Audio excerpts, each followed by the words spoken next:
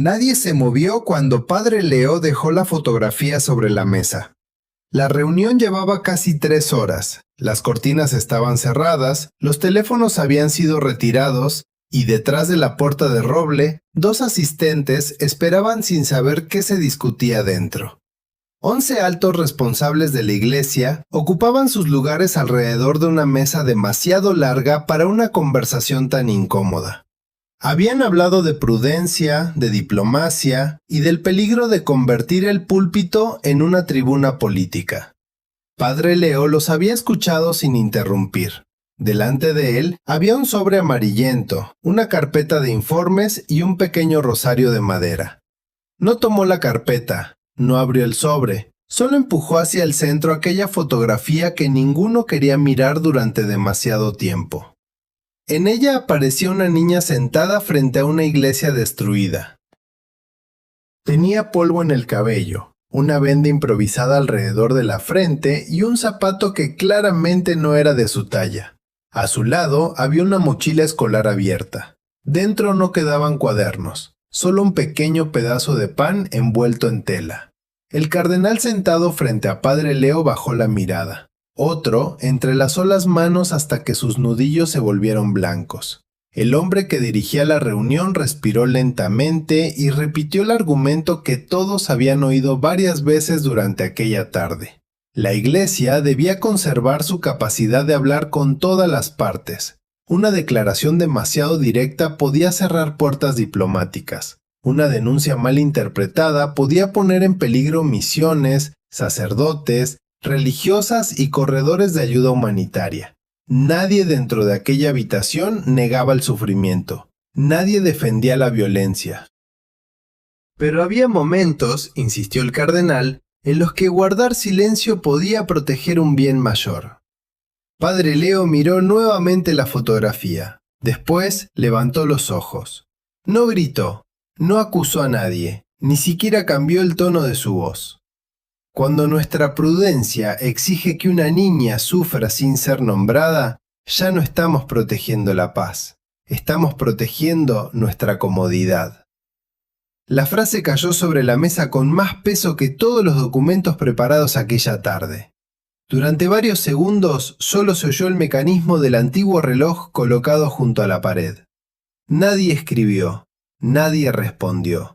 Incluso quienes habían llegado con objeciones cuidadosamente redactadas parecían incapaces de sostenerlas sin volver a mirar el rostro de la niña.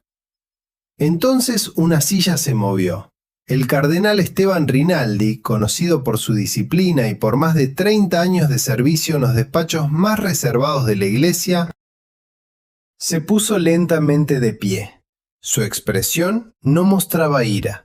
Mostraba algo mucho más difícil de ocultar, una herida interior que acababa de ser tocada delante de todos. Guardó sus gafas en el bolsillo, cerró la carpeta que tenía delante y salió de la habitación sin pedir permiso. La puerta se cerró con un golpe breve. Padre Leo permaneció mirando hacia ella, pero no intentó detenerlo. Tampoco retiró sus palabras. Sabía que el cardenal no se había marchado porque no hubiera entendido aquella frase. Se había marchado porque la había entendido demasiado bien. Uno de los presentes preguntó si debían suspender la reunión. Padre Leo respondió que no. Luego acercó todavía más la fotografía al centro de la mesa y formuló una pregunta para la que ninguno de aquellos hombres había preparado una respuesta. ¿A quién sirve nuestra voz si solo aparece cuando ya no cuesta nada utilizarla? El silencio volvió a ocupar la habitación. Pero esta vez no era el silencio de la cautela, era el silencio de una conciencia acorralada. Aquella reunión había comenzado como una discusión sobre límites, reputación y estrategia pastoral.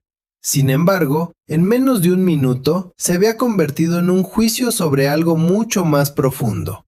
Si una institución podía continuar llamándose madre mientras calculaba cuánto dolor era conveniente mencionar, lo que nadie sabía todavía era que la fotografía no había llegado sola.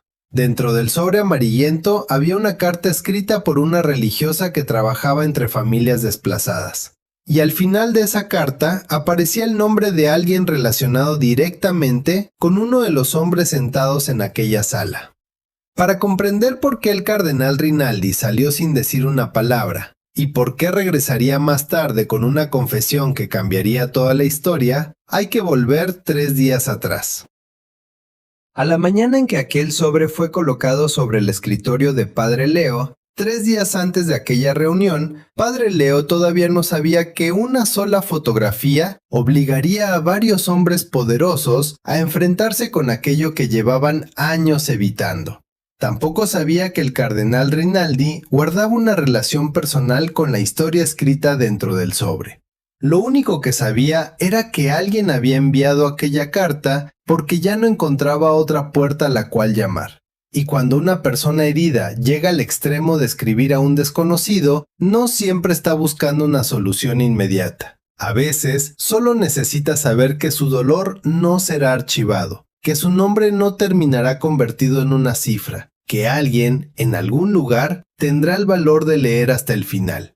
Antes de continuar, suscríbete al canal si deseas acompañarnos en historias donde la fe no se presenta como una respuesta cómoda, sino como una decisión que puede costarlo todo. Porque lo que ocurrió después no fue simplemente una discusión entre sacerdotes y cardenales. Fue una pregunta dirigida a todos los creyentes. ¿Qué hacemos cuando proteger nuestra tranquilidad significa dejar solo a quien sufre? Padre Leo recibió el sobre poco después de las 6 de la mañana. A esa hora, la residencia todavía permanecía en silencio. La luz apenas comenzaba a entrar por las ventanas del corredor, y en la pequeña capilla, una lámpara permanecía encendida frente al sagrario. El sobre no llevaba sello oficial, no tenía membrete. El nombre de Padre Leo había sido escrito a mano, con una caligrafía irregular, como si la persona que sostenía el bolígrafo hubiera tenido que detenerse varias veces. El asistente que lo entregó dijo que había llegado durante la noche junto con la correspondencia ordinaria. Padre Leo lo tomó, observó la esquina manchada de polvo y sintió que algo no encajaba. Cuando rompió el borde del papel, una fotografía cayó sobre su escritorio, y antes de leer una sola línea, reconoció el lugar donde había sido tomada.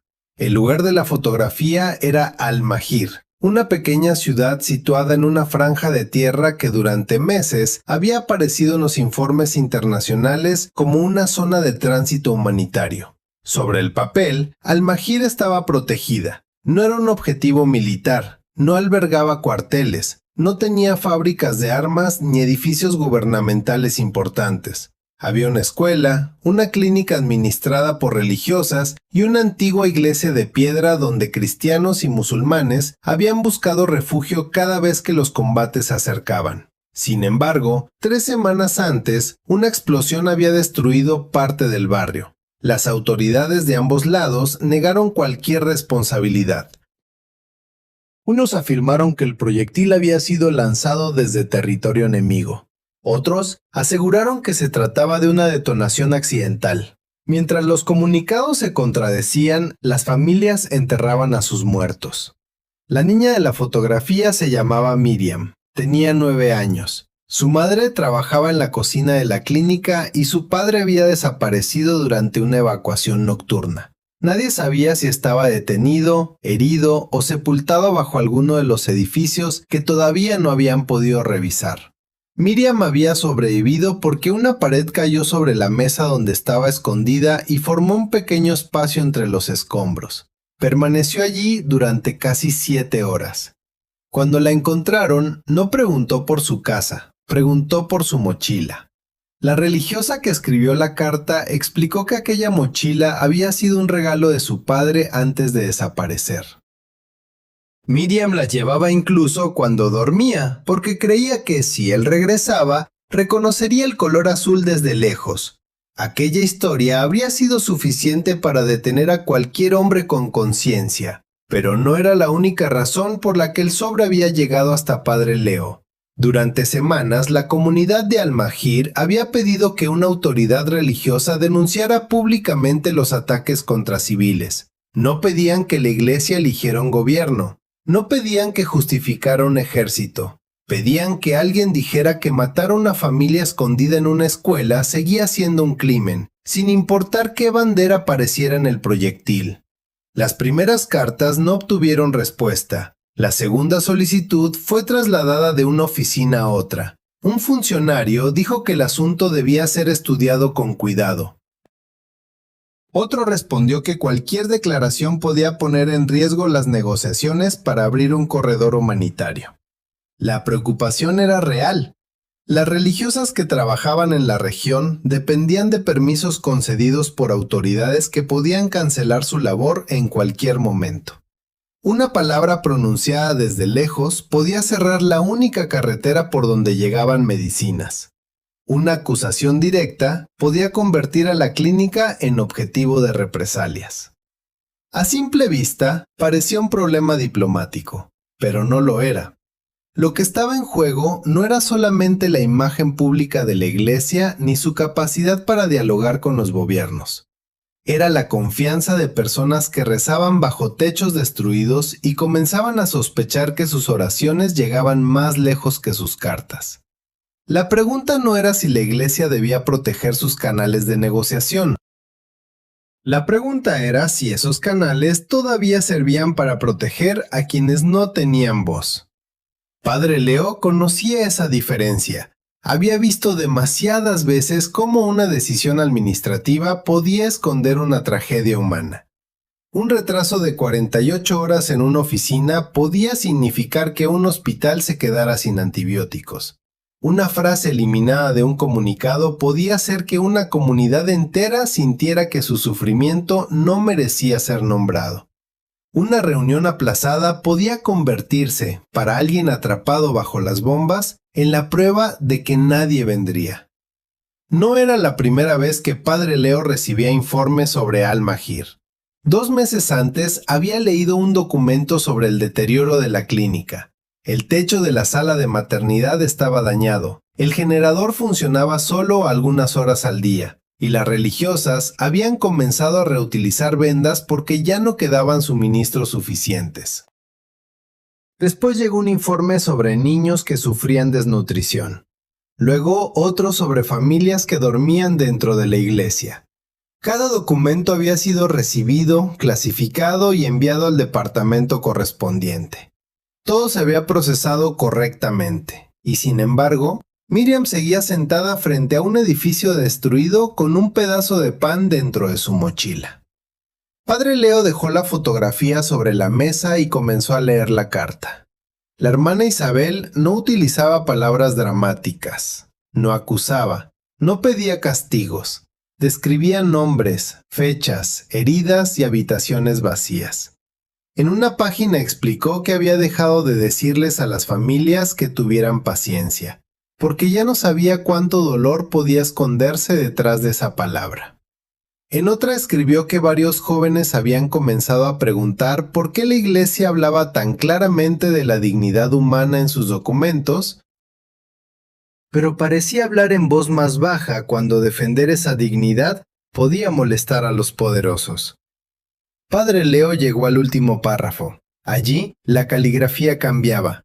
Las letras eran más pequeñas y parecían escritas con una mano cansada. La religiosa confesaba que no sabía si la carta sería leída. Pero antes de despedirse, añadió una frase que obligó a Padre Leo a volver al comienzo. Cuando el silencio protege al fuerte y abandona al herido, deja de ser prudencia. Debajo de aquella frase aparecía una firma adicional. No pertenecía a la hermana Isabel. Era el nombre de un sacerdote que había trabajado años atrás junto al cardenal Esteban Rinaldi. Un sacerdote que oficialmente llevaba muerto más de una década. Padre Leo no llamó inmediatamente a sus asesores. No pidió que localizaran a la hermana Isabel. No preguntó quién había permitido que aquella carta llegara hasta su escritorio. Volvió a leer el último párrafo. Después observó la segunda firma durante varios segundos, como si esperara que las letras cambiaran de forma delante de sus ojos. El nombre era claro: Padre Gabriel Salvatierra. Padre Leo lo conocía, no personalmente, pero sí por los informes que había leído muchos años atrás. Gabriel había sido un sacerdote discreto, enviado durante décadas a lugares donde la iglesia tenía pocos recursos y demasiadas heridas. No había escrito libros, no había ocupado cargos importantes, su nombre rara vez aparecía en los periódicos. Sin embargo, en las comunidades donde había servido, todavía se hablaba de él como del sacerdote que llegaba antes que las autoridades y permanecía después de que las cámaras se marchaban. Según los registros oficiales, Gabriel Salvatierra había muerto 11 años atrás en una casa religiosa cercana al mar. La causa había sido una enfermedad cardíaca. El certificado estaba archivado. La noticia de su fallecimiento había sido publicada. Incluso se había celebrado una misa por su descanso eterno. Y ahora su firma aparecía debajo de una carta escrita desde Almagir pocas semanas antes. Padre Leo acercó la hoja a la ventana. La tinta no parecía antigua. No había señales de que la firma hubiera sido recortada de otro documento. Tampoco parecía una reproducción mecánica, pero no quiso sacar conclusiones. Quienes lo conocían sabían que sus silencios no siempre significaban lo mismo. A veces callaba porque todavía estaba pensando. A veces porque ya había tomado una decisión y necesitaba encontrar la forma menos cruel de comunicarla. Pero aquella mañana, su silencio pertenecía a otra categoría. Era la clase de silencio que aparece cuando el dolor de un desconocido consigue entrar en la oración de un hombre. Colocó la fotografía de Miriam junto a la carta. Después tomó el pequeño rosario de madera que descansaba en una esquina de su escritorio y salió de la habitación. Su asistente lo vio atravesar el corredor, pero no lo siguió. Padre Leo entró en la capilla y se sentó en el último banco. No se arrodilló de inmediato. Permaneció con las manos abiertas sobre las rodillas, sosteniendo el rosario sin mover las cuentas. Desde fuera, podía parecer que estaba descansando, pero quienes habían trabajado a su lado sabían que aquel gesto significaba algo distinto. Padre Leo no utilizaba la oración para escapar de una decisión. La utilizaba para impedir que el miedo decidiera por él. Permaneció allí durante casi 20 minutos. No pidió una señal extraordinaria. No buscó una explicación milagrosa para la firma imposible. Recordó el rostro de Miriam, la venda alrededor de su frente y la mochila abierta junto a sus pies. Después recordó una frase de la carta. La iglesia hablaba claramente de la dignidad humana en sus documentos, pero bajaba la voz cuando defenderla podía incomodar a los poderosos. Cuando salió de la capilla no parecía sorprendido, parecía preocupado, y en Padre Leo esa diferencia era importante. La sorpresa podía pasar, la preocupación lo obligaba a actuar. Regresó a su despacho y pidió que localizaran al responsable del archivo donde se conservaban los documentos relacionados con Padre Gabriel. Su asistente comenzó a hacer preguntas, pero Padre Leo levantó suavemente una mano. No quiero rumores, dijo. Solo necesito confirmar una fecha. No explicó más. Antes de que el asistente saliera, añadió otra instrucción. Pidió que nadie contactara todavía con la oficina encargada de las comunicaciones públicas. Aquella carta no era una oportunidad para producir un comunicado. Era la petición de una mujer agotada y de una niña que todavía esperaba a su padre. Convertirlas demasiado pronto en un asunto público podía exponerlas al mismo peligro que supuestamente querían denunciar. Padre Leo nunca había tenido interés en provocar escándalos. Sabía que un escándalo podía atraer atención durante algunos días y abandonar a los heridos durante años. Tampoco deseaba derrotar a los responsables de las decisiones anteriores. Su pregunta era más sencilla y más difícil. ¿Quién seguía sufriendo mientras ellos discutían quién tenía la culpa? Por eso, antes de investigar la firma, llamó a la oficina que coordinaba la ayuda humanitaria en la región. No mencionó la carta. No habló de Padre Gabriel. Preguntó por la clínica de Al-Mahir. La respuesta tardó en llegar. Hubo un silencio al otro lado de la línea, seguido por el sonido de papeles que cambiaban de manos. Finalmente, un funcionario explicó que el corredor de suministros permanecía cerrado desde hacía 9 días. Las negociaciones continuaban. Había medicinas listas para salir, pero no existían garantías de seguridad para los vehículos. Padre Leo preguntó cuánta comida quedaba en la clínica. El funcionario no lo sabía. Preguntó cuántos niños estaban heridos. Tampoco lo sabía. Preguntó si alguien había hablado directamente con la hermana Isabel durante las últimas 48 horas. Esta vez, el silencio fue más largo. No hemos podido establecer comunicación estable, respondió el hombre. Padre Leo cerró los ojos. No lo reprendió. No elevó la voz. Solo pidió que verificaran la información y le devolvieran la llamada antes del mediodía. Cuando terminó la conversación, escribió 3 preguntas en una hoja en blanco. ¿Está viva la hermana Isabel? ¿Quién tomó la fotografía de Miriam? ¿Por qué aparece el nombre de un sacerdote muerto? Después dobló la hoja y la guardó dentro del sobre.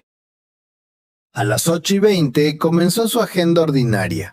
Recibió a una delegación parroquial. Escuchó a un obispo preocupado por la falta de vocaciones. Firmó varios documentos y habló con una familia cuyo hijo estaba gravemente enfermo. Nadie habría sospechado que a pocos metros de donde estaba sentado, descansaba una carta capaz de abrir una herida dentro de la iglesia. Pero durante cada pausa, Padre Leo miraba hacia la puerta de su despacho. Esperaba la llamada sobre la clínica. No porque la firma de un muerto hubiera dejado de importarle, sino porque los misterios podían esperar algunas horas. Una niña herida no. Poco antes del mediodía, su asistente apareció en la puerta. Llevaba en la mano una carpeta antigua y tenía el rostro pálido. El archivo confirmó la fecha de la muerte de Padre Gabriel, dijo. Padre Leo dejó la pluma sobre la mesa. Entonces, el asistente tragó saliva antes de responder. El certificado es auténtico, pero hay algo más.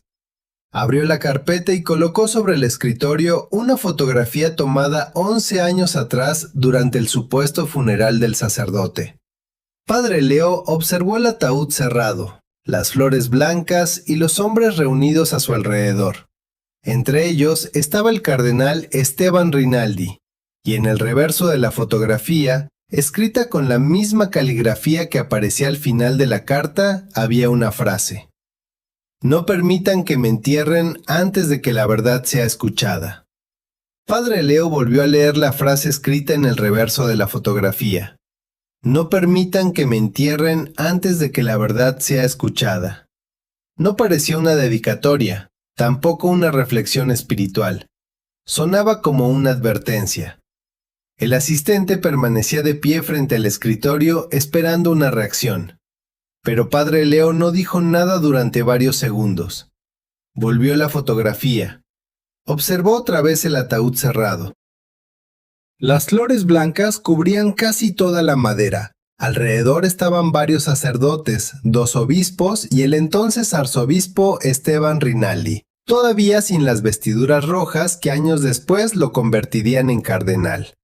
Todos miraban hacia el suelo. Nadie parecía estar rezando. Padre Leo acercó la imagen a la luz. ¿Quién tomó esta fotografía? No aparece en el registro, respondió el asistente. ¿Y quién escribió la frase? Tampoco está identificado. Padre Leo levantó la mirada. Alguien lo sabía. El asistente entendió inmediatamente a qué se refería. Alguien había conservado aquella fotografía durante 11 años. Alguien había escrito una advertencia en el reverso. Y alguien había decidido colocarla dentro de un archivo que, por su naturaleza, casi nadie revisaría jamás.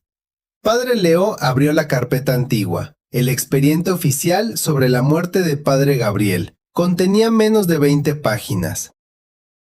Había un informe médico, una carta del superior de la comunidad, el permiso para trasladar el cuerpo y una breve nota pastoral sobre la celebración del funeral. Todo estaba ordenado, demasiado ordenado. En la primera página, la causa de muerte aparecía como insuficiencia cardíaca aguda. En la segunda, se indicaba que el sacerdote había sido encontrado inconsciente en su habitación durante la madrugada. En la tercera, un médico confirmaba que no existían signos de violencia, pero en ninguna parte aparecía el nombre completo del médico. Solo una firma ilegible y un sello institucional que ya no existía. Padre Leo continuó leyendo. El cuerpo había sido trasladado el mismo día. El ataúd permaneció cerrado por razones sanitarias. No se realizó una autopsia. La comunidad fue informada de que el sacerdote había manifestado durante semanas síntomas de agotamiento. Todo parecía posible. Nada parecía suficiente. En la última página había una anotación escrita a mano. Evitar exposición pública innecesaria. Proceder con discreción por el bien de todos. Padre Leo reconoció las iniciales al pie de la frase. E.R. Esteban Rinaldi. Cerró la carpeta, no porque hubiera encontrado una prueba definitiva, sino porque comenzaba a comprender que el misterio no estaba en la muerte de Padre Gabriel. Estaba en la prisa con la que alguien había querido convertirla en un asunto terminado. Pidió que localizaran al médico firmante, al superior que había redactado el informe y a cualquier religioso que hubiera vivido en aquella casa durante ese año.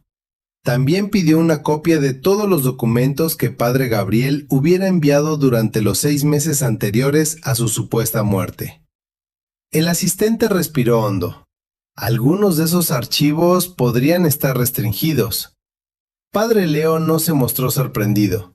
Entonces averigüe quién los restringió. Antes de que el hombre saliera, Padre Leo añadió una última instrucción. Nadie debe contactar todavía con el cardenal Rinaldi. El asistente se detuvo. ¿Cree que está implicado? Padre Leo miró el ataúd cerrado de la fotografía. No sé qué ocurrió, y precisamente por eso no voy a acusar a nadie. Su voz se volvió más baja. Pero si le preguntamos demasiado pronto, recibiremos una respuesta preparada. Quiero escuchar primero a quienes nunca tuvieron la oportunidad de preparar la suya. Cuando volvió a quedarse solo, tomó la carta de la hermana Isabel. La segunda firma seguía allí. Padre Gabriel Salvatierra. No era únicamente parecida a la caligrafía de la fotografía, era la misma. La inclinación de las letras, la forma incompleta de cerrar la letra G, el pequeño trazo horizontal debajo del apellido. Todo coincidía. Padre Leo consideró la posibilidad de una falsificación. Tal vez alguien utilizaba el nombre del sacerdote para atraer atención. Tal vez la hermana Isabel había sido engañada. Tal vez Padre Gabriel no había escrito ninguna de las dos frases. Pero había algo que ninguna de esas explicaciones resolvía. La carta describía detalles de Al-Mahir que no aparecían en los informes oficiales. Nombres de familias, fechas de evacuaciones, conversaciones con funcionarios locales y una referencia a una capilla subterránea bajo la clínica que según los mapas públicos no existía. Padre Leo tomó el teléfono y pidió hablar nuevamente con la oficina humanitaria. Esta vez no preguntó por suministros, preguntó por la estructura del edificio. El funcionario consultó varios documentos antes de responder. La clínica tenía 2 plantas y un pequeño sótano utilizado como almacén. No hay ninguna capilla subterránea registrada, aseguró. Padre Leo abrió la carta.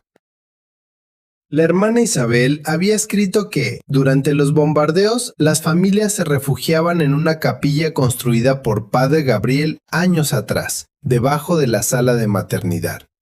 Si eso era cierto, significaba que Gabriel había trabajado en Al-Mahir. Sin embargo, su expediente oficial no mencionaba ningún servicio en aquella región. Padre Leo pidió revisar su historial de destinos. La respuesta llegó 1 hora después. Durante los últimos 7 años de su vida, Padre Gabriel figuraba como asesor pastoral en una residencia costera. No había viajes, no había misiones, no había ninguna referencia al Mahir. Pero entre las páginas del expediente apareció una hoja doblada que no formaba parte de la numeración original. Era una lista de transferencias de dinero realizadas a una organización humanitaria sin nombre. Todas habían sido autorizadas por Padre Gabriel. La última transferencia estaba fechada 6 días después de su muerte. Padre Leo permaneció inmóvil. Un hombre muerto no firmaba cartas. Tampoco enviaba dinero. Alguien había utilizado su nombre después del funeral, o el funeral había enterrado algo distinto de lo que todos creían. A las 2 de la tarde llegó la llamada que Padre Leo temía desde la mañana. La comunicación con la clínica de Al-Mahir había sido restablecida durante menos de 3 minutos. La hermana Isabel estaba viva, Miriam también, pero el generador se había detenido. Quedaban medicamentos para menos de 2 días y 12 personas heridas necesitaban ser evacuadas. Antes de que la línea se cortara, la religiosa había enviado un mensaje breve. No preguntó si Padre Leo había leído la carta. No pidió protección para ella, solo dijo: dígale al cardenal Rinaldi que Gabriel cumplió su promesa. Ahora le toca cumplir la suya. Padre Leo dejó el teléfono lentamente sobre la mesa. Ya no podía seguir evitando el nombre del cardenal. Aquella historia no había llegado hasta él por casualidad. Alguien había esperado 11 años para obligar a Esteban Rinaldi a recordar una promesa. Y mientras esa promesa permanecía enterrada, una clínica llena de heridos se estaba quedando sin tiempo. Durante las siguientes 72 horas, nada cambió en público. Esa fue precisamente la parte más inquietante. Padre Leo mantuvo su agenda habitual. Celebró la misa de la mañana, recibió a 2 obispos, escuchó el informe de una comisión pastoral y dedicó parte de la tarde a visitar a varios enfermos. Las cámaras lo mostraron sereno. Los comunicados hablaron de encuentros ordinarios. Nadie fuera de la residencia sabía que, detrás de una puerta cerrada, el nombre de un sacerdote oficialmente muerto había comenzado a mover documentos que llevaban 11 años sin ser tocados. Padre Leo había ordenado que la investigación se mantuviera dentro de un círculo reducido. Solo 4 personas conocían la existencia de la carta: su asistente personal, una archivista llamada Elena Marín, el sacerdote encargado de coordinar la ayuda humanitaria en Al-Mahir, y Monseñor Tomás Vega, un canonista de 70 años que había pasado la mayor parte de su vida leyendo aquello que otros preferían dejar enterrado. Tomás llegó aquella misma noche. No llevaba sotana ceremonial ni una carpeta de cuero. Entró con un abrigo gris, un cuaderno pequeño y la expresión cansada de quien sabía que las instituciones rara vez escondían la verdad de una sola manera. Padre Leo colocó ante él la carta, la fotografía del funeral y el expediente de Padre Gabriel. Tomás leyó sin hacer preguntas. Primero la carta, después el certificado de muerte, luego la anotación firmada con las iniciales de Esteban Rinaldi. Cuando terminó, se quitó las gafas. «Puede ser una falsificación», dijo. «Sí». «Puede ser un error administrativo». «También». «Puede ser algo peor». Padre Leo no respondió. Tomás volvió a mirar la firma de Gabriel. «¿Qué quiere que busque?» «No quiero que busque una teoría», contestó Padre Leo. «Quiero que encuentre lo que todavía puede verificarse». Durante la madrugada comenzaron las llamadas. No se hicieron desde las oficinas habituales. No se enviaron solicitudes oficiales que pudieran activar alertas. Elena Marín revisó los registros de la residencia costera donde supuestamente había muerto Padre Gabriel. Descubrió que el edificio había cerrado 7 años atrás y que parte de sus archivos había sido trasladada a 3 depósitos distintos. Uno había sufrido una inundación, otro había sido reorganizado sin inventario completo. El tercero permanecía bajo la autoridad de una fundación presidida durante años por personas cercanas al cardenal Rinaldi. Nada de aquello demostraba una conspiración, pero cada puerta parecía haber sido diseñada para abrirse más lentamente que la anterior. Elena localizó al médico cuyo sello aparecía en el certificado. Se llamaba Dr. Arturo Mena.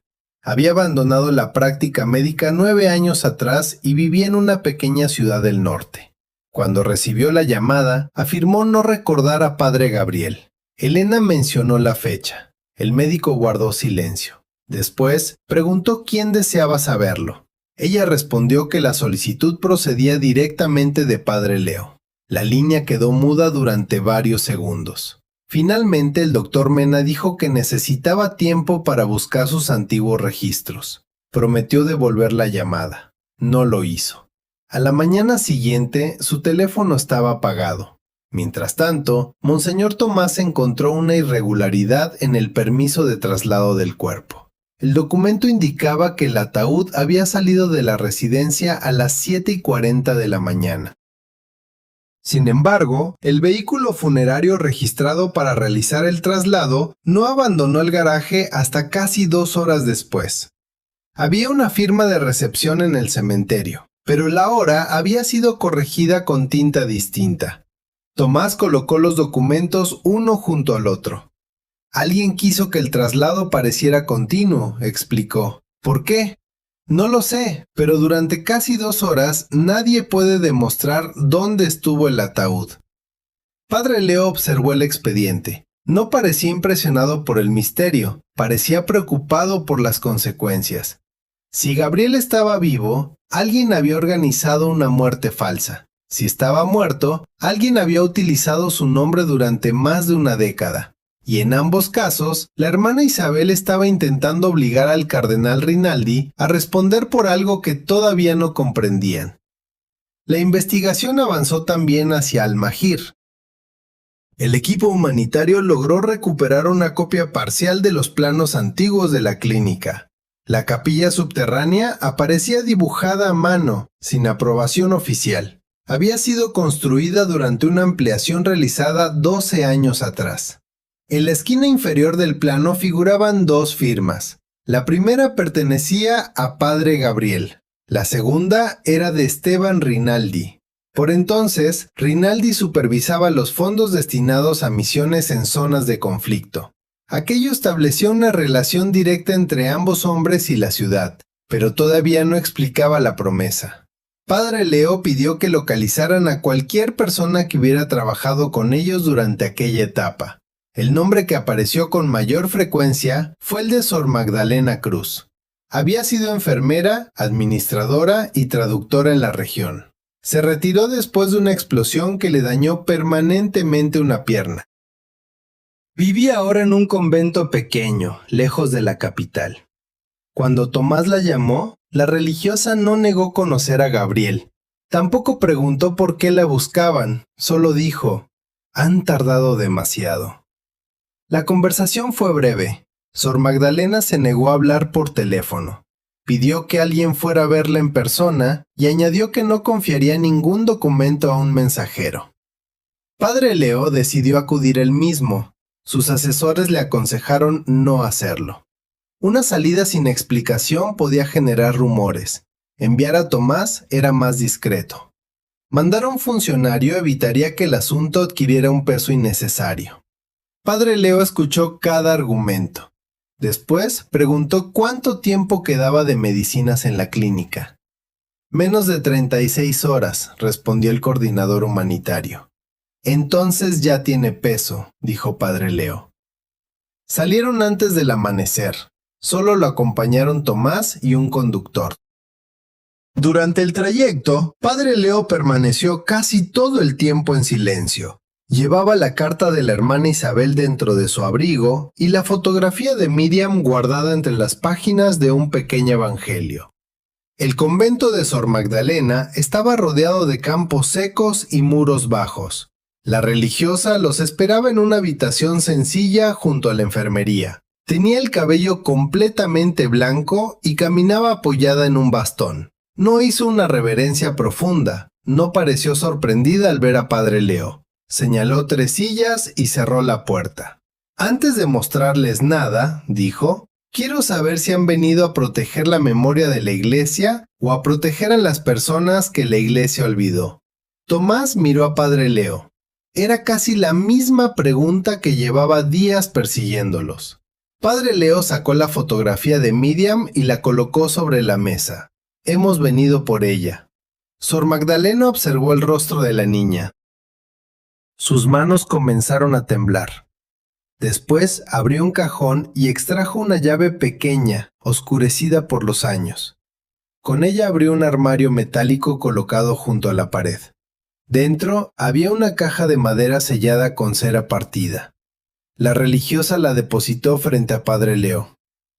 Gabriel me pidió que la guardara hasta que alguien estuviera dispuesto a escuchar sin convertirlo en héroe ni en traidor. Rompió el sello. Dentro había cartas, mapas, fotografías y una cinta de audio antigua. Pero sobre todos los documentos descansaba una hoja firmada por Esteban Rinaldi. Padre Leo leyó la primera línea. Era una promesa escrita 11 años atrás. Rinaldi se comprometía a denunciar públicamente la utilización de la clínica de Al-Mahir para ocultar una operación que había puesto en peligro a cientos de civiles. La denuncia nunca se produjo.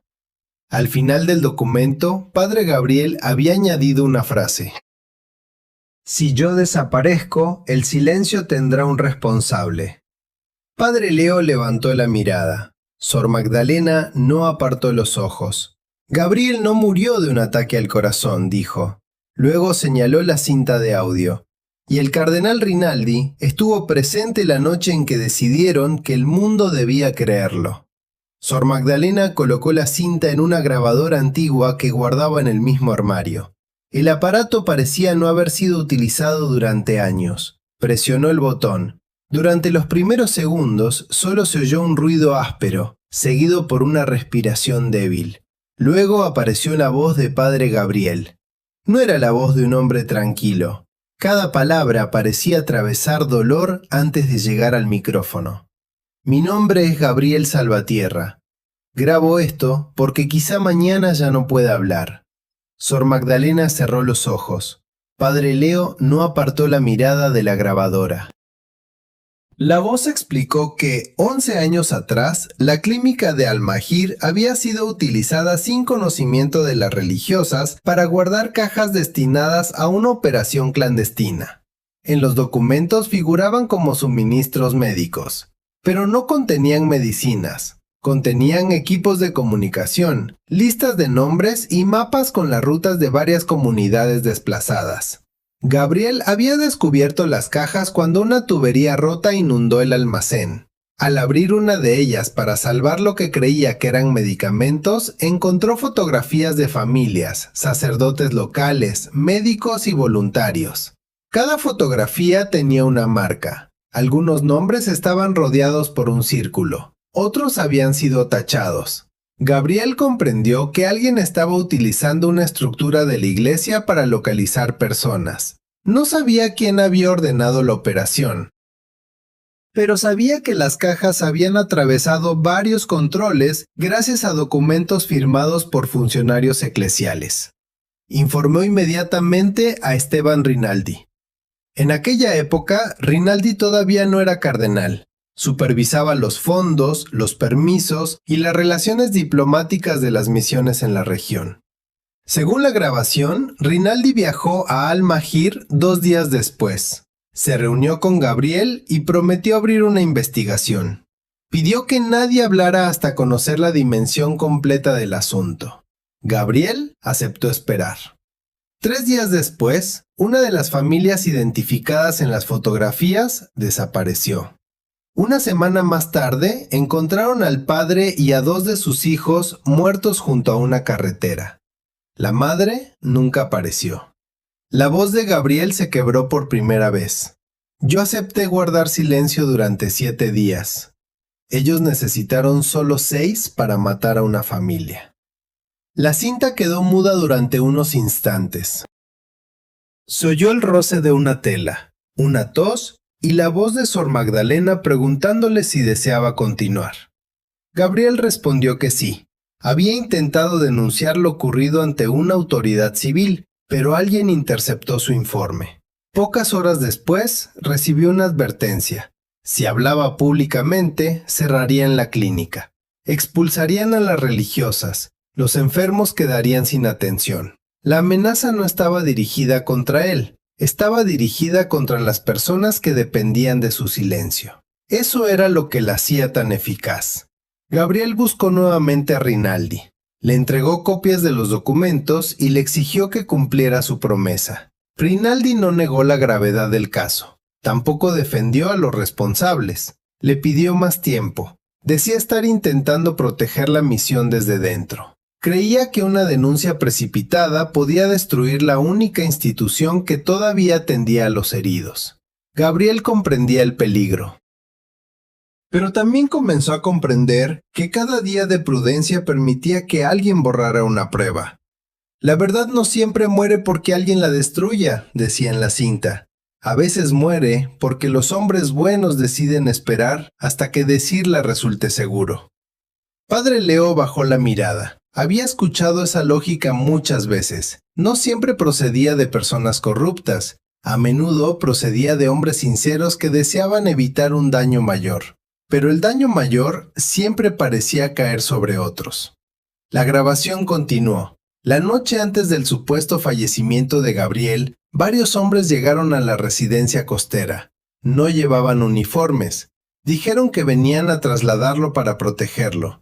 Rinaldi estaba con ellos. Gabriel no confiaba en el plan, pero la clínica había recibido una nueva amenaza. Si él desaparecía públicamente, quizá la presión sobre Almair disminuiría. La propuesta era fingir su muerte, sacarlo del país y mantenerlo oculto hasta que la investigación terminara. Gabriel aceptó con una condición. Rinaldi debía denunciar la operación cuando él estuviera a salvo. La promesa firmada dentro de la caja era la garantía. En la cinta, Gabriel reconocía que había cometido un error. Pensé que mi desaparición compraría tiempo para los vivos. No comprendí que también compraría silencio para los culpables. La voz se detuvo. Después solo quedó el ruido del aparato girando. Padre Leo esperó. ¿Qué ocurrió después?, preguntó finalmente. Sor Magdalena apagó la grabadora. No respondió de inmediato. Se levantó con dificultad y caminó hasta la ventana. Desde allí podían verse los campos secos extendiéndose detrás del convento. Gabriel salió de la residencia aquella noche, dijo, pero nunca llegó al lugar seguro que habían preparado.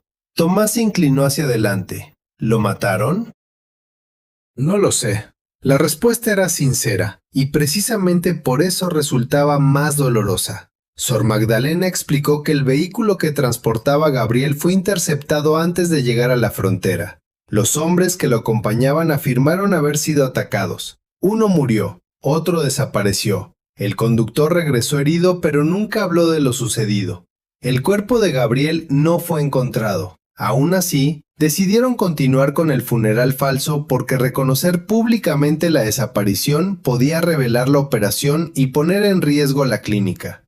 ¿Quién tomó esa decisión?, preguntó Tomás. Sor Magdalena miró la fotografía del ataúd. Rinaldi. Tomás comenzó a formular otra pregunta, pero Padre Leo levantó una mano. No quería que la conversación se convirtiera todavía en un interrogatorio. Acercó su silla hacia la religiosa. Usted también estuvo allí, dijo. No había acusación en su voz. Sor Magdalena regresó lentamente a su asiento. Sí. ¿Por qué guardó silencio? La mujer observó sus propias manos. Durante unos segundos volvió a ser la enfermera que había estado en aquella residencia 11 años atrás. La clínica atendía a más de 100 personas cada semana. Si hablábamos, podía encerrarla. Nos dijeron que Gabriel estaba vivo y que sería llevado a un lugar seguro. Nos dijeron que el silencio duraría algunos días. Su voz comenzó a temblar. Después fueron semanas, luego meses. Cuando comprendimos que Gabriel no regresaría, ya habíamos mentido en un funeral, firmado informes y consolado a personas que lloraban delante de un ataúd vacío. Padre Leo no la corrigió. No le dijo que había hecho lo mejor que pudo. Tampoco utilizó una frase piadosa para aliviar demasiado pronto una culpa que todavía necesitaba ser escuchada. Solo acercó un poco más su silla. Dígame exactamente dónde duele. Sor Magdalena intentó responder, pero no pudo. Se cubrió el rostro con ambas manos. Cuando volvió a hablar, ya estaba llorando. Duelen los nombres. Abrió una de las carpetas de la caja. Dentro había una lista escrita a mano. 27 nombres. Hombres, mujeres y niños que habían desaparecido después de la operación. Sor Magdalena tocó el primero con la punta de los dedos. Yo conocía a esta mujer. Se llamaba Nadia. Preparaba pan para los enfermos. señaló otro. Él era Yusef, tenía 17 años y quería estudiar medicina. Después otro. Esta niña se llamaba Salma. Dormía con una campana atada a la muñeca porque su madre tenía miedo de perderla durante las evacuaciones. La religiosa levantó la mirada hacia Padre Leo. Durante 11 años he rezado por ellos sin atreverme a decir por qué murieron. He pedido perdón a Dios utilizando palabras que no habría soportado decir delante de sus familias. Padre Leo permaneció en silencio. Sor Magdalena no necesitaba una explicación teológica. Necesitaba que alguien aceptara el peso completo de lo que estaba diciendo.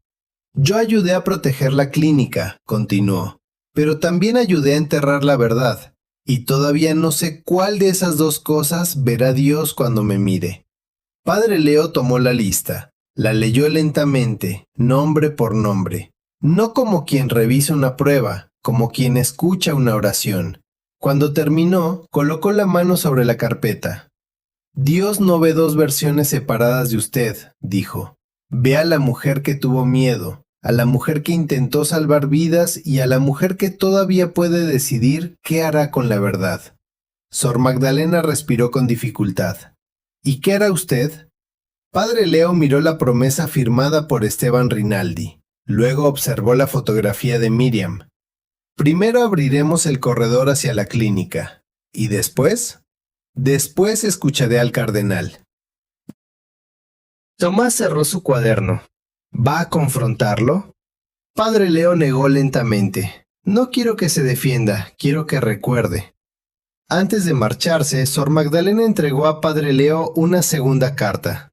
Estaba dirigida a Esteban Rinaldi y permanecía sellada. Gabriel había escrito la noche de su desaparición. En el frente había una instrucción. Solo debía abrirse si Rinaldi faltaba a su promesa. Padre Leo guardó la carta dentro de su abrigo. Al salir del convento, recibió una llamada del equipo humanitario. Las autoridades habían rechazado nuevamente la apertura del corredor hacia el Majir. La razón oficial era el riesgo de seguridad, pero esta vez habían añadido una condición. Estaban dispuestas a reconsiderarlo si la Iglesia se comprometía públicamente a no denunciar los ataques contra civiles. Padre Leo miró los campos a través de la ventana del vehículo. La historia de 11 años atrás estaba repitiéndose.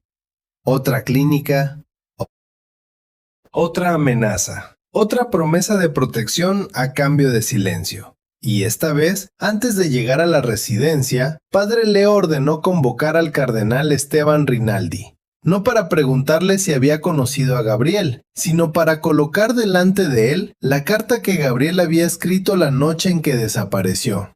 El cardenal Esteban Rinaldi llegó a la residencia poco antes de las 6 de la tarde. No preguntó por qué había sido convocado, tampoco llevó asistentes. Entró solo, con una carpeta delgada bajo el brazo y el rostro sereno de un hombre acostumbrado a atravesar habitaciones difíciles sin mostrar lo que pensaba. Padre Leo lo recibió en un salón pequeño, lejos de las oficinas principales. No había cámaras, no había secretarios, solo una mesa, 2 sillas y la carta sellada de Padre Gabriel colocada entre ambos.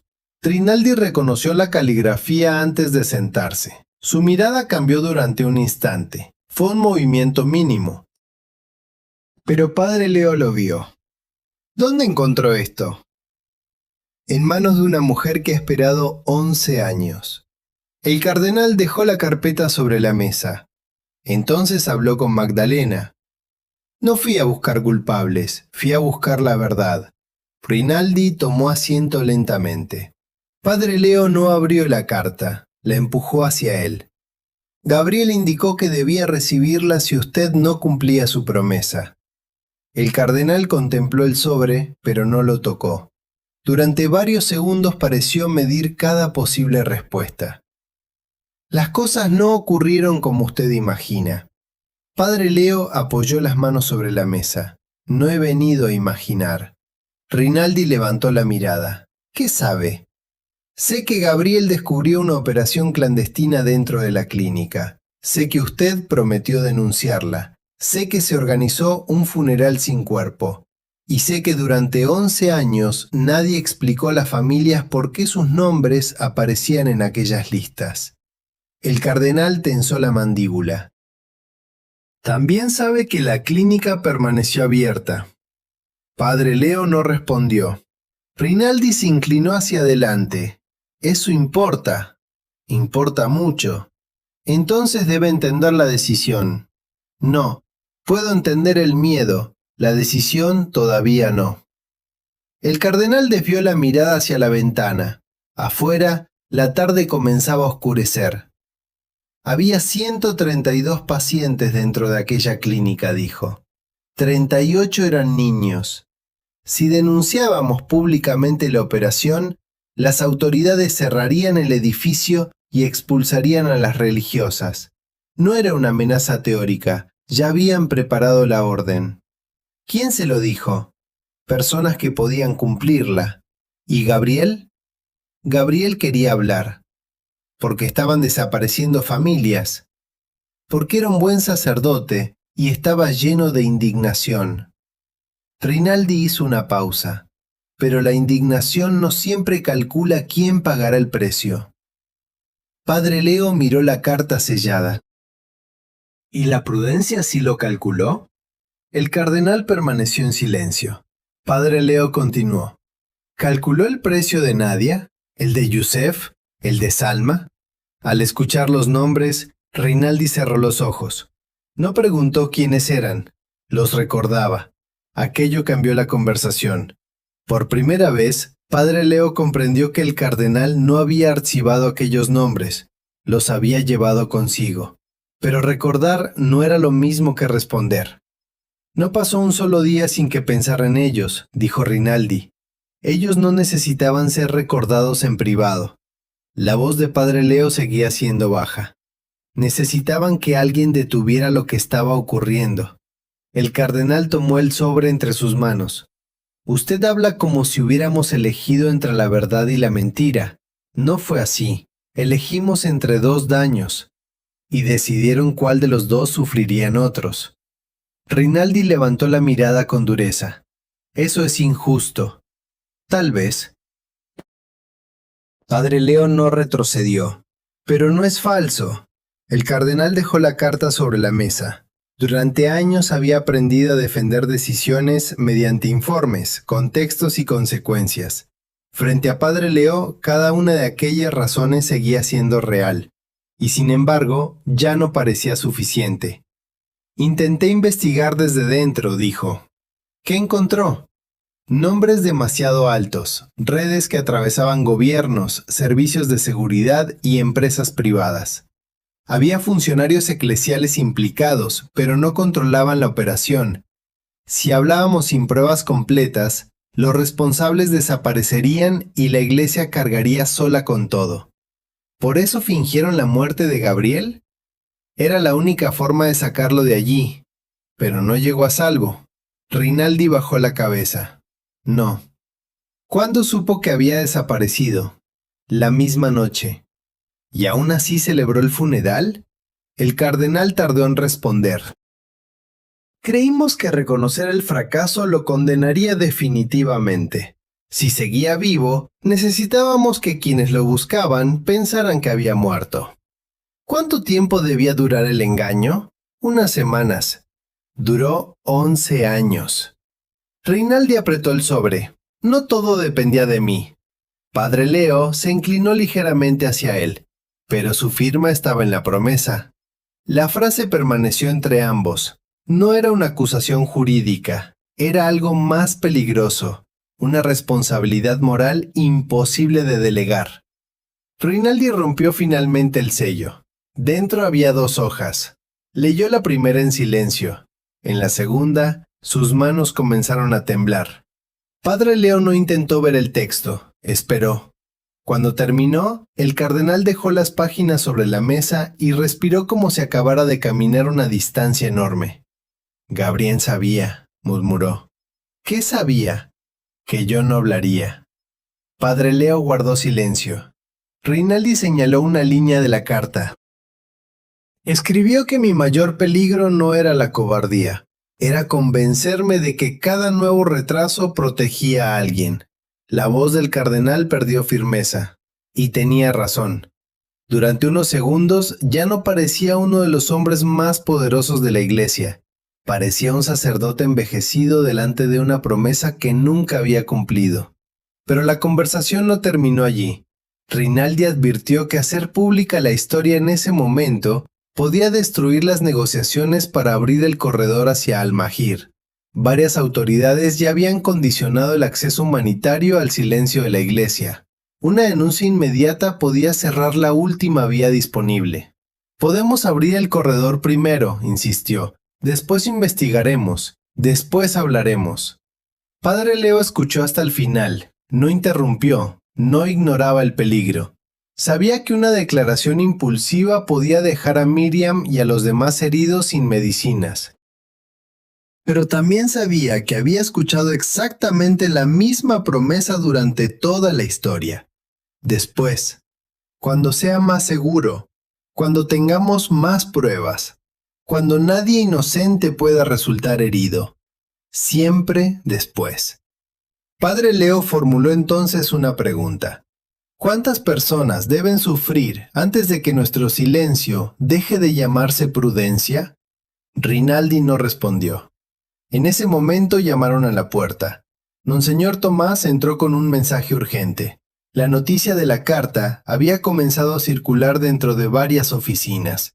3 altos funcionarios exigían suspender toda investigación hasta evaluar el daño institucional. Uno de ellos pedía retirar a Padre Leo del proceso de negociación con Almair. Otro proponía enviar un comunicado negando cualquier irregularidad histórica. La reacción del sistema ya había comenzado. No le pedían a Padre Leo que abandonara la verdad. Le pedían que redujera su alcance, que suavizara el lenguaje, que retrasara las preguntas. En instituciones antiguas, esa era la manera más educada de pedir que una verdad perdiera los dientes. Padre Leo miró a Rinaldi. Ahora puede marcharse y dejar que otros decidan por usted una vez más. El cardenal observó la carta de Gabriel. Luego tomó la carpeta que había traído consigo. La abrió y extrajo un documento que todavía no había mostrado. Hay algo más, dijo. Era una copia de un informe clasificado escrito 11 años atrás. En la última página aparecía el nombre de la persona que había autorizado la operación dentro de la clínica. No era un funcionario civil, era un hombre de la iglesia, y seguía ocupando un cargo de poder.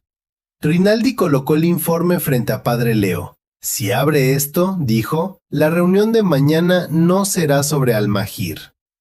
Padre Leo leyó el nombre. Comprendió inmediatamente la dimensión del peligro. La historia ya no trataba solo de una promesa rota. Trataba de una estructura que todavía estaba viva. El nombre escrito en la última página era Monseñor Adrián Valcárcel. Durante más de 2 décadas, Valcárcel había ocupado puestos relacionados con las misiones internacionales, la distribución de fondos y las relaciones con gobiernos en zonas de conflicto. En público, era conocido como un hombre prudente, un administrador eficaz, una figura capaz de negociar con autoridades que no recibían a nadie más. Había protegido hospitales, evitado expulsiones y conseguido permisos para que sacerdotes y religiosas permanecieran en territorios donde otros habían tenido que abandonar. Nadie habría pronunciado su nombre junto a la palabra traición. Precisamente por eso, el informe resultaba tan peligroso. La firma de Valcárcel autorizaba la entrada de las cajas en la clínica de Almagir bajo la clasificación de material sanitario reservado. Debajo aparecía una nota breve: no someter a inspección local. Padre Leo leyó la frase 2 veces. ¿Él sabía lo que contenían? Rinaldi no respondió inmediatamente. El informe no lo demuestra, pero usted cree que sí. El cardenal guardó silencio. Aquella ausencia de respuesta fue suficiente. Monseñor Tomás cerró la puerta del salón. Si este documento es auténtico, no podemos mantener la investigación dentro de 4 personas. Si sale de esta habitación demasiado pronto, advirtió Rinaldi, Valcárcel sabrá exactamente qué archivos debe hacer desaparecer. Padre Leo colocó el informe junto a la fotografía de Miriam. Durante varios minutos, nadie habló. La decisión ya no consistía solamente en denunciar un silencio ocurrido 11 años atrás. Ahora debían actuar contra un hombre que todavía tenía acceso a los sistemas, a los archivos y a las personas que controlaban la ayuda destinada a Al-Mahir. Entonces sonó el teléfono de Tomás. Era Elena Marín. Su voz llegaba entrecortada.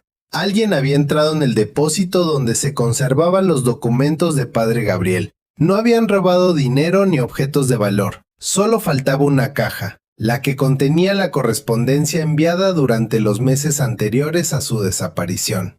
Padre Leo miró a Rinaldi. La investigación ya no era secreta. Alguien sabía lo que estaban buscando. ¿Hay cámaras?, preguntó Tomás. Desconectadas durante 23 minutos. ¿Testigos?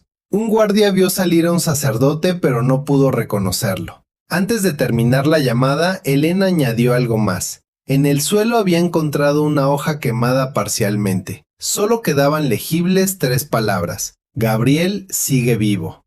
Rinaldi se puso de pie. La silla golpeó el suelo detrás de él. Por primera vez desde que había llegado, perdió por completo el control de su expresión.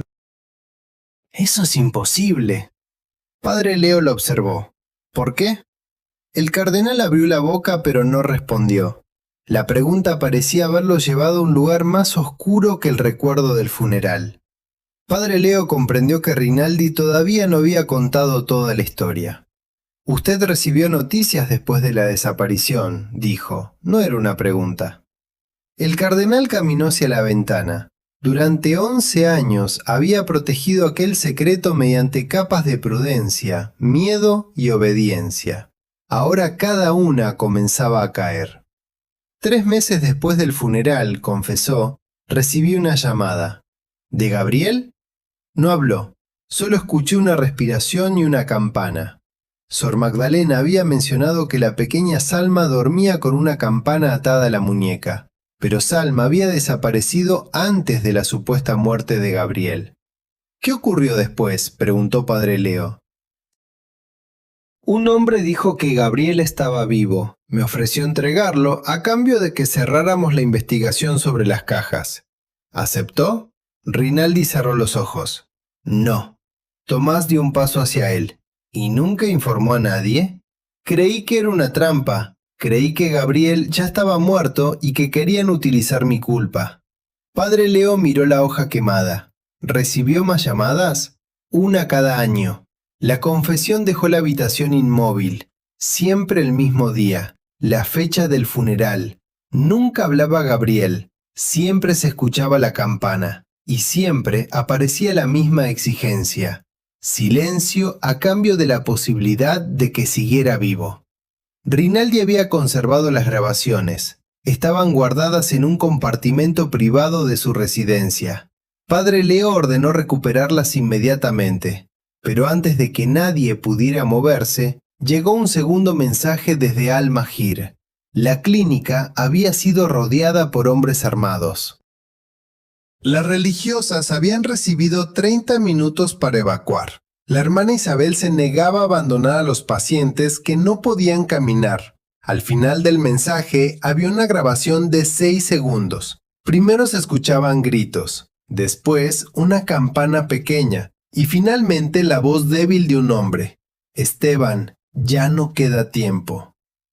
El cardenal Rinaldi perdió el color del rostro. Conocía aquella voz. Era Padre Gabriel. La historia que todos creían enterrada acababa de hablar desde el interior de la clínica. La decisión ya no era si revelar la verdad. La decisión era si podrían llegar hasta Gabriel antes de que alguien lo silenciara definitivamente. La noche llegó sin estruendo. Eso la hizo más pesada. Mientras la grabación enviada desde Al-Mahir se repetía dentro del pequeño salón, las luces de la residencia comenzaron a encenderse una tras otra. Desde el exterior, el edificio conservaba la misma apariencia serena de todas las noches. Nadie podía imaginar que, detrás de aquellas ventanas, un hombre oficialmente muerto acababa de pronunciar el nombre de un cardenal. Padre Leo pidió escuchar el mensaje nuevamente. Primero se oyeron los gritos, después la campana, finalmente la voz de Gabriel. Esteban, ya no queda tiempo. El cardenal Rinaldi permaneció de pie junto a la ventana. No se volvió. Parecía temer que, si miraba a los demás, tendría que admitir que había reconocido aquella voz desde la primera sílaba.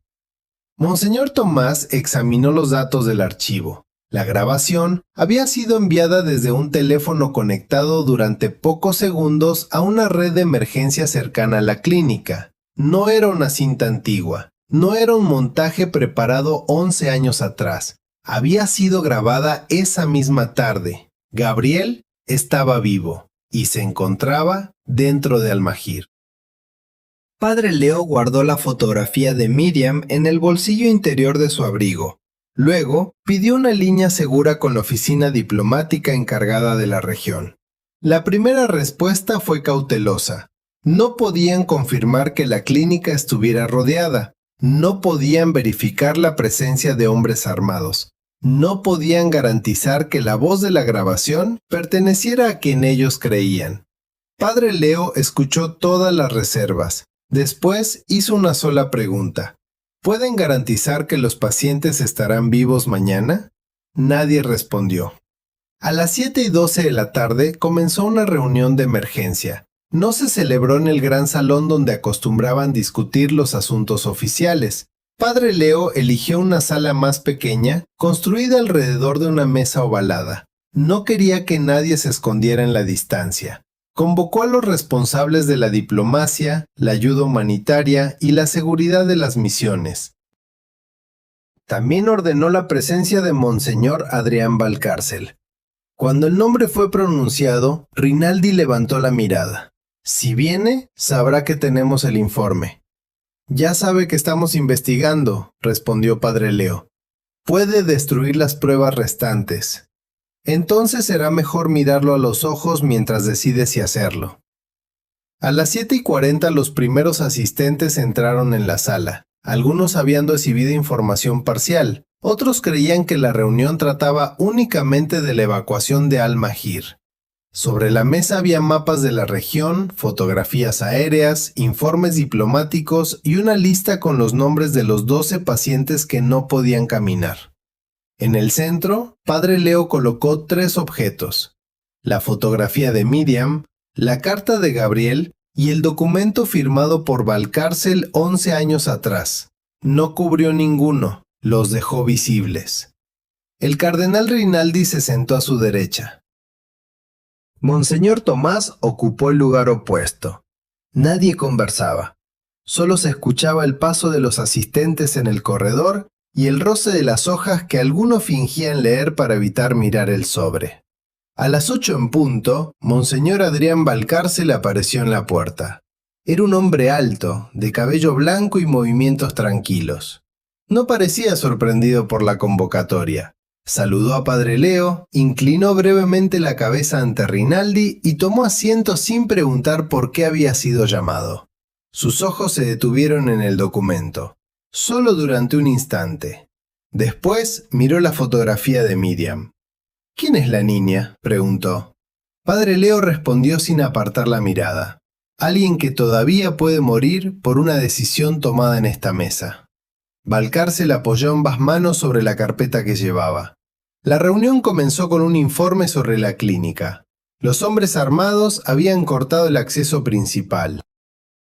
Las religiosas permanecían dentro con 47 civiles.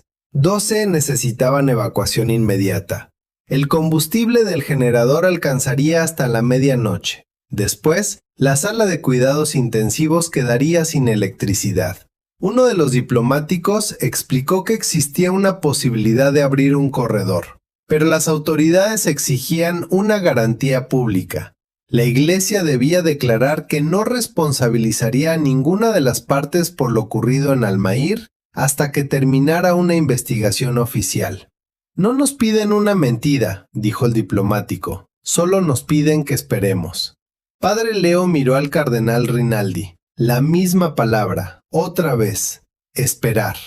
Valcárcel intervino por primera vez. Si esa declaración salva vidas, debemos firmarla. Su voz era serena, incluso compasiva. No podemos sacrificar a los pacientes para proteger nuestra libertad de expresión. Nadie habría podido rechazar fácilmente aquel argumento. Estaba construido sobre vidas humanas, sobre el generador, sobre los niños. Precisamente por eso, Padre Leo sabía que era peligroso. ¿Y qué ocurrirá después de la evacuación?, preguntó. Investigaremos. ¿Como investigamos hace 11 años? La sala quedó inmóvil. Valcárcel no cambió de expresión. Desconozco a qué se refiere. Padre Leo deslizó el documento hacia él. La hoja atravesó lentamente la mesa. Nadie intentó detenerla. Valcárcel observó su firma. No negó que fuera suya. No conoce el contexto, dijo. Entonces explíquelo. El monseñor miró a los demás hombres presentes. Este asunto no debe discutirse delante de personas que no participaron en aquellos hechos.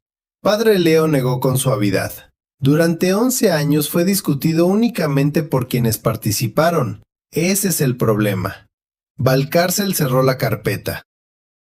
Explicó que las cajas introducidas en la clínica formaban parte de una operación autorizada para identificar rutas seguras de evacuación. Las listas de nombres, aseguró, tenían una finalidad humanitaria. Si posteriormente fueron utilizadas por otros grupos, él no lo supo. Rinaldi lo miró por primera vez.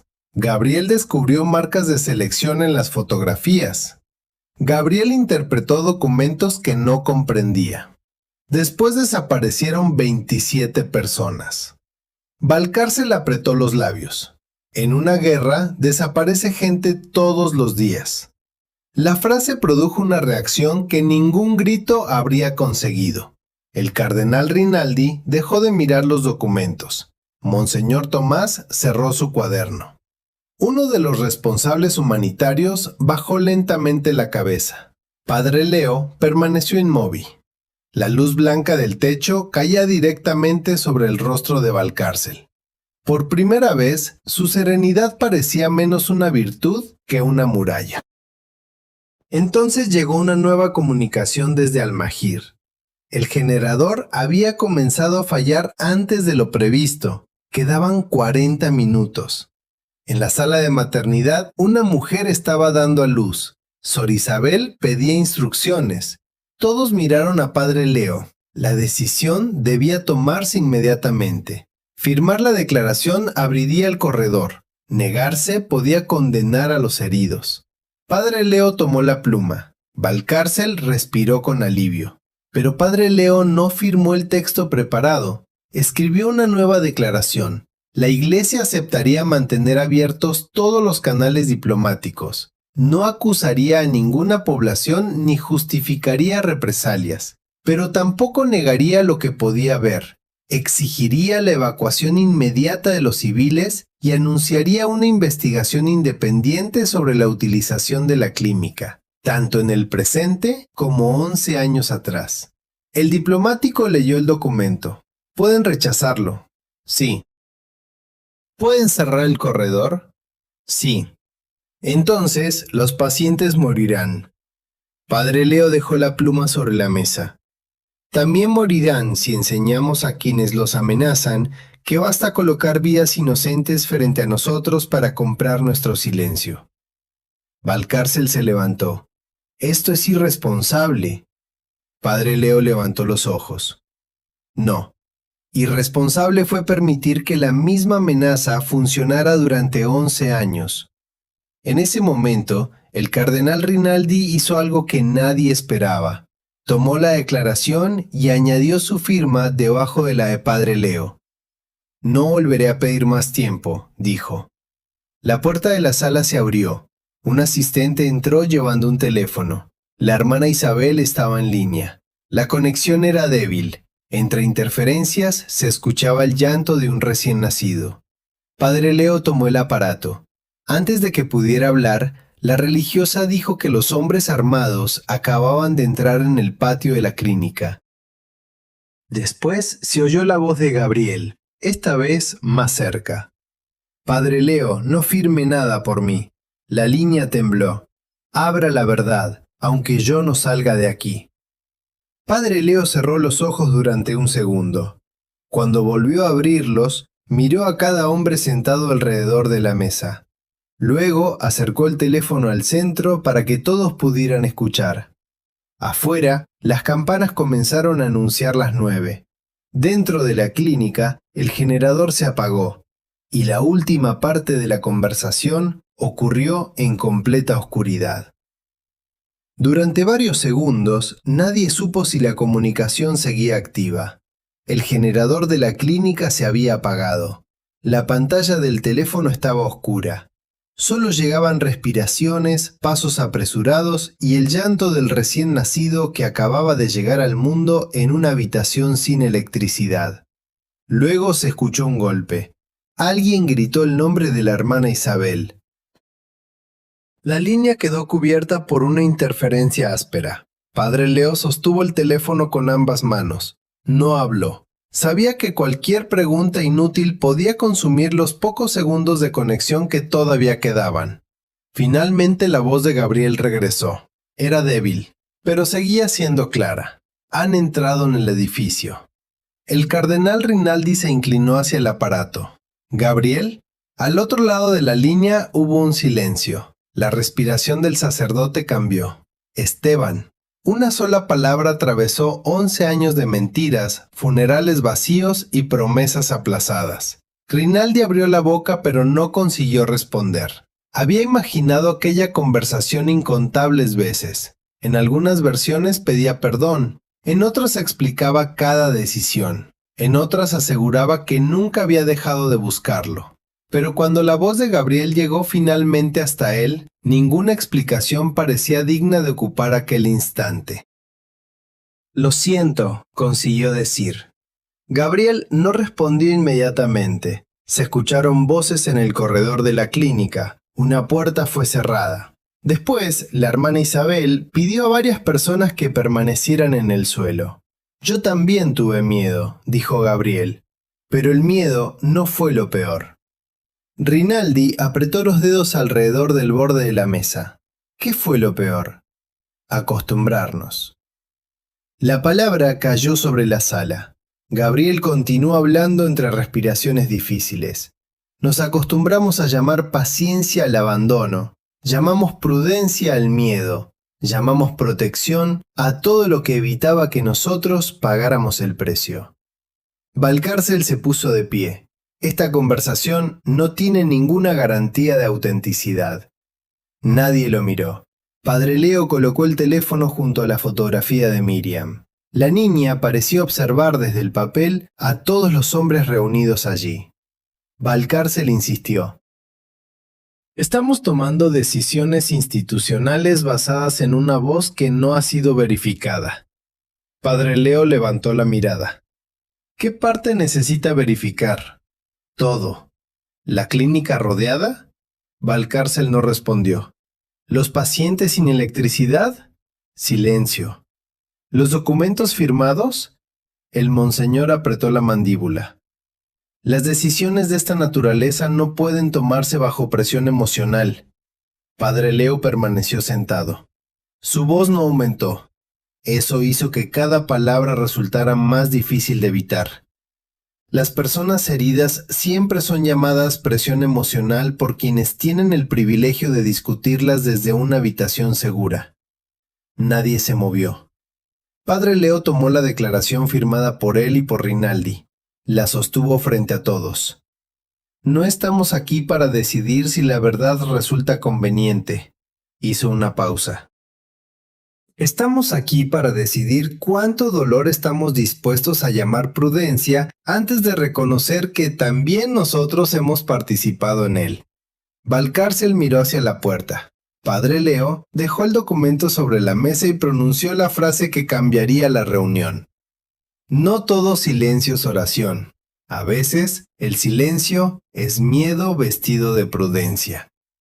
La habitación quedó inmóvil. Uno de los diplomáticos bajó lentamente la cabeza. El responsable humanitario dejó caer la pluma que sostenía. Monseñor Tomás cerró los ojos. Rinaldi observó la carta de Gabriel como si acabara de comprender por qué había sido escrita. Valcárcel permaneció de pie. Durante años había defendido sus decisiones con una lógica impecable. Había hablado de estabilidad, acceso y protección. Había conseguido que cada demora pareciera una forma de responsabilidad. Pero aquella frase había quitado a sus argumentos la última palabra detrás de la cual podían esconderse. ¿Está acusándome de cobardía?, preguntó. Padre Leo negó. Le estoy preguntando cuántas veces llamó prudencia a su miedo antes de dejar de reconocerlo. Valcárcel tomó su carpeta. Yo salvé aquella clínica. Desde el teléfono llegó la voz de Gabriel. Salvó el edificio. Todos volvieron la mirada hacia el aparato. Gabriel tosió antes de terminar la frase, pero dejó solas a las personas cuyos nombres estaban dentro. Valcárcel perdió el control de su expresión. No fue ira, fue miedo, un miedo antiguo. El miedo de quien descubre que aquello que creía enterrado todavía puede pronunciar su nombre. Se dirigió hacia la puerta. Nadie intentó detenerlo. Antes de salir, se volvió hacia Padre Leo. Cuando este corredor se cierre y muera gente, será su responsabilidad. Padre Leo lo miró directamente. ¿Y si guardamos silencio otra vez? También. Valcárcel salió. La puerta se cerró detrás de él.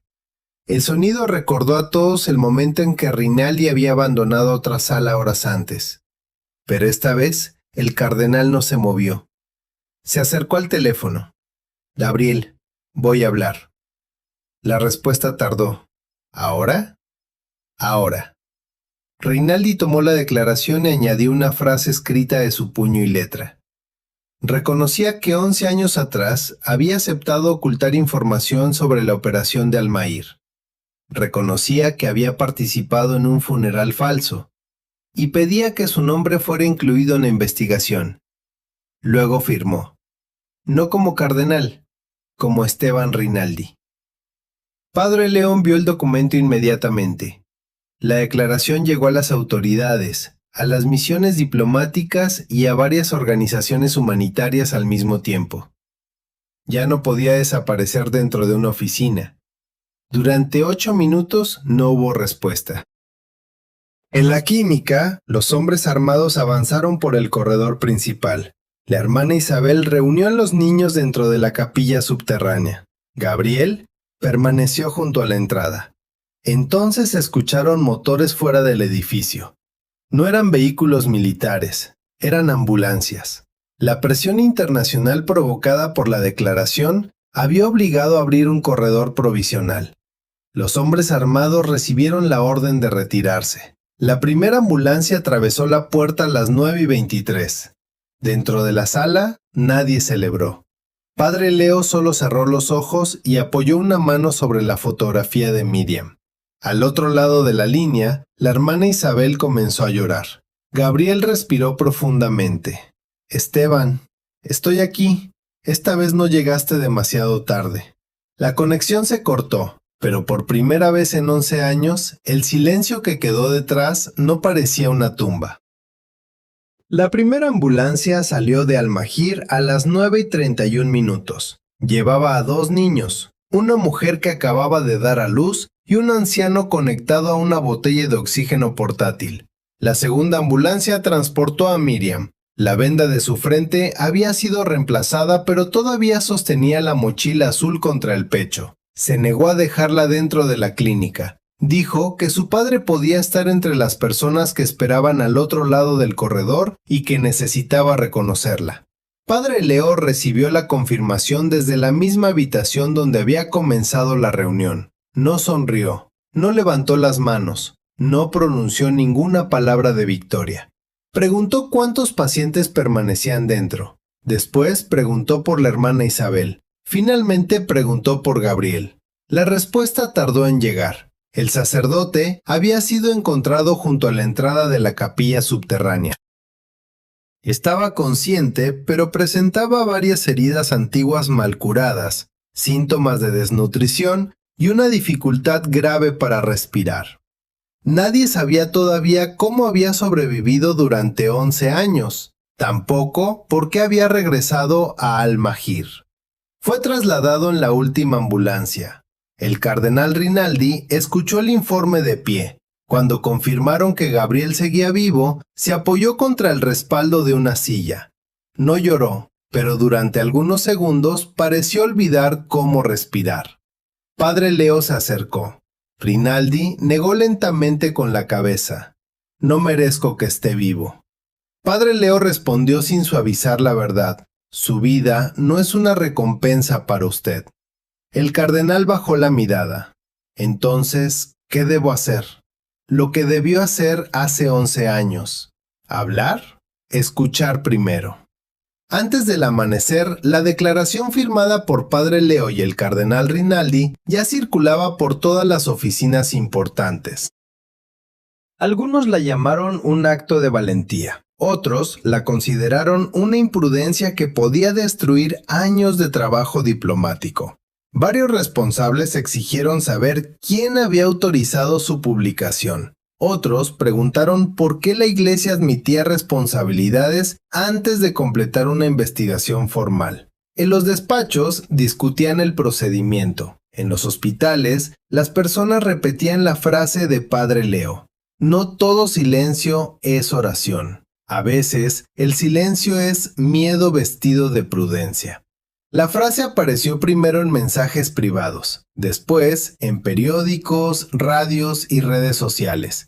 Algunos la separaron de su contexto, otros la utilizaron para atacar a toda la Iglesia. Hubo quienes afirmaron que Padre Leo había acusado públicamente a todos los hombres que trabajaban en la diplomacia eclesial. No era cierto. Pero una verdad pronunciada delante de personas heridas rara vez permanece bajo el control de quien la dice. En varias comunidades, sacerdotes leyeron la declaración durante la misa. Una religiosa que atendía a mujeres desplazadas escribió que por primera vez en años, varias de ellas habían pedido hablar sobre lo que habían sufrido.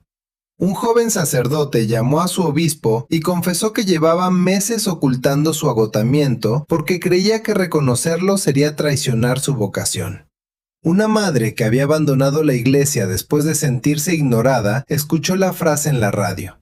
Esa tarde regresó a la parroquia, no para reconciliarse inmediatamente, solo para preguntar si alguien estaba dispuesto a escucharla sin defenderse.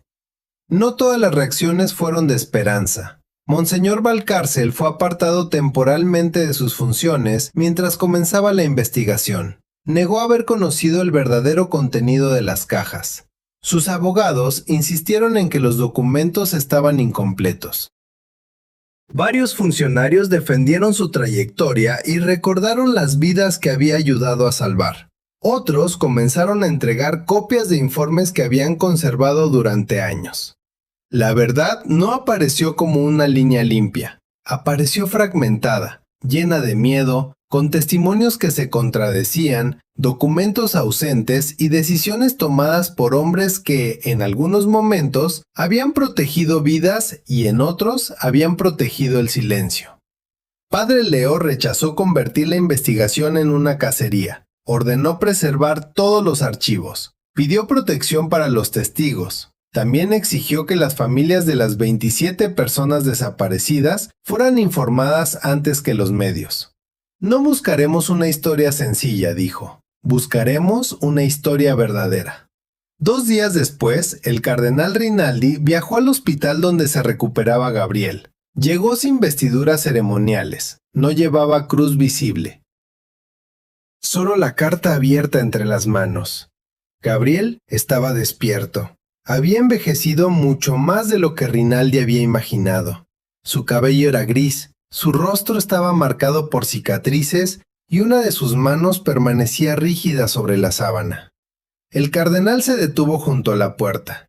Durante 11 años había pensado en las palabras que diría si volvía a verlo. Ninguna llegó. Gabriel lo miró. «Te tomó tiempo». Rinaldi bajó la cabeza. «Demasiado». Se acercó lentamente a la cama. No explicó los peligros, no mencionó las amenazas, no habló de los pacientes que habían logrado salvar gracias a la clínica. Se sentó y por primera vez contó la historia sin utilizar la prudencia como escudo. Admitió que había tenido miedo. Admitió que cada año encontró una nueva razón para retrasar la verdad. Admitió que llegó a creer que recordar a los muertos en privado era suficiente. Gabriel lo escuchó hasta el final. Después señaló la silla vacía junto a la cama. «Siéntate más cerca». Rinaldi obedeció. No hubo una reconciliación inmediata. No podía verla. 11 años no desaparecen mediante una sola conversación. Pero durante aquella tarde, los dos hombres comenzaron a pronunciar los nombres de quienes habían sido olvidados, uno por uno. Nadia, Yusef, Salma y todos los demás. En Almajir, la clínica volvió a encender su generador. La hermana Isabel regresó antes de que los médicos se lo permitieran. Miriam permaneció algunos días en un refugio temporal. Su padre no apareció entre los evacuados. Pero por primera vez, una organización internacional aceptó intuir oficialmente su nombre entre las personas desaparecidas. Ya no era un rumor familiar, ya no era una ausencia sin expediente. Alguien había escrito su nombre. Aquella noche, Padre Leo regresó solo a la capilla. Mientras los expertos discutían las consecuencias de su decisión y los medios repetían su frase, él se arrodilló en el último banco.